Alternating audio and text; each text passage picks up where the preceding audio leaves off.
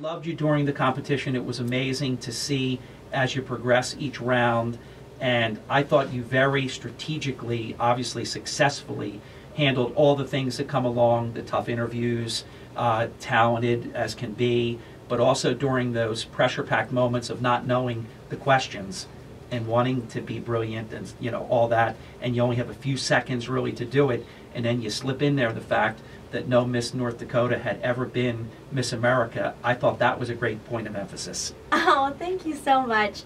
Yeah, it's amazing how, I never expected to be able to rise to the occasion. Up to that point in prelims, I kept getting nervous, and on that final night, I just kept telling myself that North Dakota, we've never made it beyond top 10. And like how you said, we've never won, and I kept thinking, if I can make it past top 10, it doesn't matter where I place, because I'm already going to make history. I'm already going to inspire young girls, and to walk away the winner was one of the best parts. When it kept getting closer and closer, I think a big thing is making that first cut, isn't it? Because you feel like, wow, like North Dakota, my state's going to be proud of me, I'm proud of me.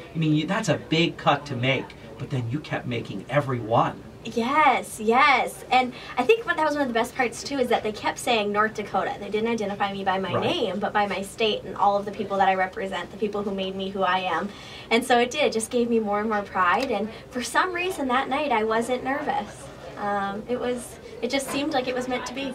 Felt good? Yeah, it did. What was your experience like in Atlantic City? Oh, it was great. It was my, my first, full week here in Atlantic City. I'd been there for Betty Cantrell's year when she won, Yep. but I was just in the city and out right away. So I really got to experience it, and I loved, walking the boardwalk during the day, because that, when we went for her pageant, we came in the middle of the night, got to go see it, and then went back to school. So to actually get to, live the Atlantic City experience was really great, and now to know I get to come back so often is also one of the best parts. Something in your pedigree, your background, on your resume that I think really is impressive is that at a young age, 14, you founded the North Dakota's Make-A-Wish fashion show. And so you were thinking about giving back when you were just a child. Yeah, and I don't even know if that was really my mentality. It was more just to help a friend, and I didn't realize the impact it could have and how it could, I wanted to grant her wish, and then in the end, after 10 years, we impacted the lives of 23. And so, I was just a young girl trying to, fulfill what we needed to do to raise more money, and here it ended up impacting all of these young kids. And you became a certified wish granter. I did, yeah. So I get to raise the money, I meet with the wish child, and I make it come true. So I'm, part of the whole wish aspect. For people that have done philanthropy, it is a beautiful feeling when you give back, isn't it? Oh, absolutely. Absolutely.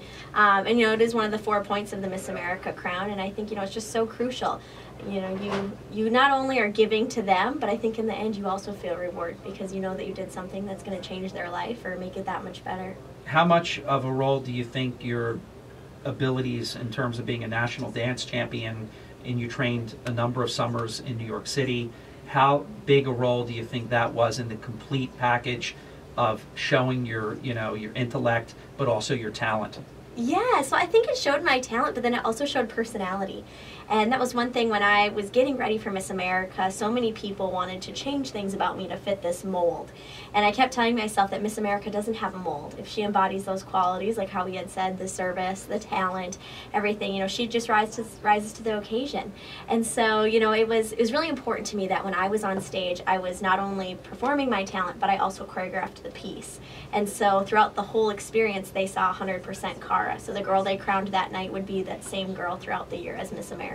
When I learned about the fact that you're related to Victoria Claflin-Woodall and that all these things, all her first candidate, female candidate for president, first brokerage firm operator on Wall Street, and you could keep going on and on and on. Did you feel like sort of in the legacy of that kind of trailblazer? Yes, I would say I never felt the pressure, but I knew our family had done it before, so why not be the next one to also do it? And I think that's one thing, when I went to Miss America, no one was expecting North Dakota to win. Because she never had. She never had. And even to that point, my dream since I was 6 years old was always to become Miss North Dakota. I never dreamed big enough to one day be Miss America.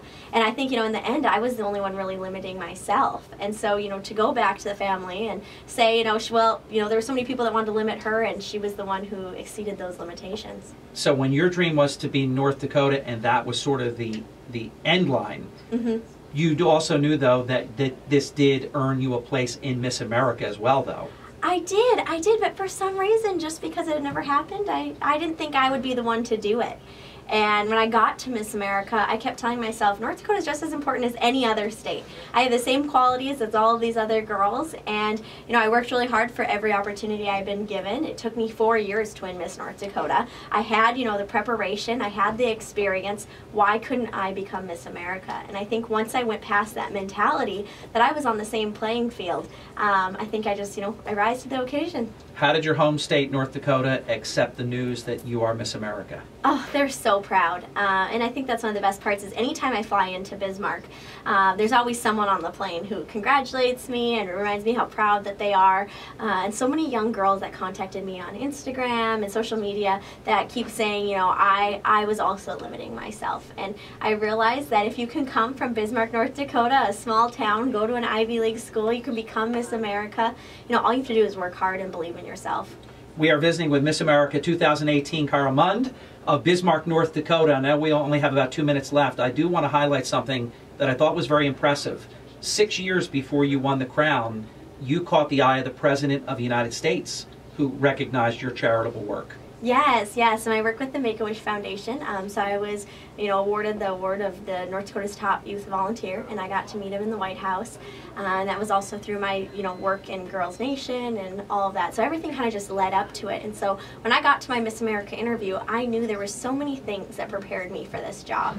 And so I just needed to use all of those, take the people, the experiences I had, and just show how I could be the best Miss America. What do you hope to accomplish during your reign? I think, what's really unique is it's always the legacy that lasts, the whole lifetime, because, I only get to be Miss America for a year, but the impact I have, lasts forever. And so whether or not it's in a children's hospital and, giving hope, making a child's day a little bit better, or even a young girl that was like me at 6 years old that says it doesn't matter where you come from. If you work hard and you dream it, you can be it. There's no doubt in my mind that your job will take you to where it will take you, but is there something in particular that you're going to focus on? Well, I would love to take this experience and, representing not only my state, but now our nation, and hopefully, go to law school, apply the scholarships I earned. I earned nearly $100,000 from Miss America. And so get my law degree and hopefully, have another first and be the first female governor of North Dakota. I want to congratulate you because I think it was a really competitive year. I mean, it was tough, wasn't it? It was, and I remember looking around the room that day of finals, and I kept thinking any one of these girls could be Miss America. And we all have that mentality. We already came winners of our state. Only one girl's going to walk away Miss America. And I didn't expect it to be me. We only have about 20 seconds, but when it was a 50-50 proposition, how did you feel at that moment? I was so proud to even be where I was. Because you knew you were either going to be first runner-up or you were going to be Miss America. But either way, I would have made history for our state, and that's the goal I had going in. Congratulations. You are class all the way. I wish you a great reign. Thank you so much. Take care.